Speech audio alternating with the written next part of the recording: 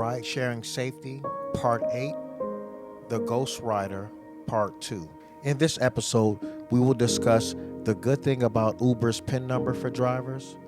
Number 2, we will discuss the loopholes many passengers have used against drivers using the PIN number.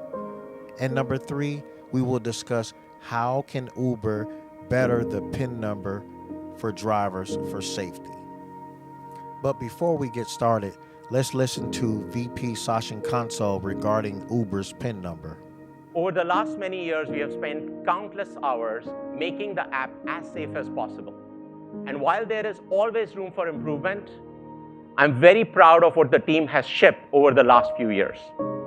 But with safety, our work really never stops. We have to keep improving, we have to keep going, and we have to improve safety end to end, all the way from the beginning of the trip till the end of the trip and beyond. So now we are introducing PIN verification for drivers. You should be able to go into the safety toolkit and you can turn it on and you can decide, do I want to verify all my trips in the future or just this particular trip? So you can just set it and forget it. Once you do that, the rider will have a PIN in their app. They need to give you that PIN. The PIN needs to match before you start the trip. So you can start the trip very confidently knowing that you have the right person in the car. Before I discuss this clip in greater detail, I will say as a driver, getting a PIN from a passenger is a little bit of safety because many riders have to provide us as drivers the PIN number if we choose to use the PIN verification as one of our options as a driver. That's a good thing about the PIN number. But there are also some dark things that this clip does not talk about when it comes to PIN verification. Here is a major safety concern when it comes to the PIN number verification.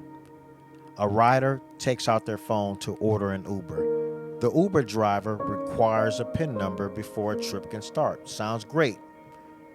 But what's happening out here is that that same Uber account holder is screenshotting the PIN number to give to a ghost rider or a third party who's not registered, who's not identified, who's not verified. That third party now has the PIN number. They have the car, make and model, the driver's license plate, the driver's picture, and now it's in their phone, which now they approach the vehicle, they provide that same PIN number to the driver. And at that point, the driver is driving with a ghost rider that was provided information from the original Uber account holder. Now, how can Uber minimize Uber account holders from screenshotting very important information on drivers that are being sent to unidentified third parties? Number 1, create an educational video informing riders they are not to do this, that Uber prohibits screenshotting valuable information being sent to unauthorized third parties. Number 2, in the same manner that drivers have to be verified in occasional photos to verify that they're the drivers picking up passengers, that same concept should be applied to riders once in a while to take a photo so that Uber recognizes that the passenger is getting into the vehicle with the driver. Number 3, drivers should have a code in the Uber app to cancel a ride that's not matching the PIN number and the person getting into the vehicle. Third parties are now having screenshots of driver's information.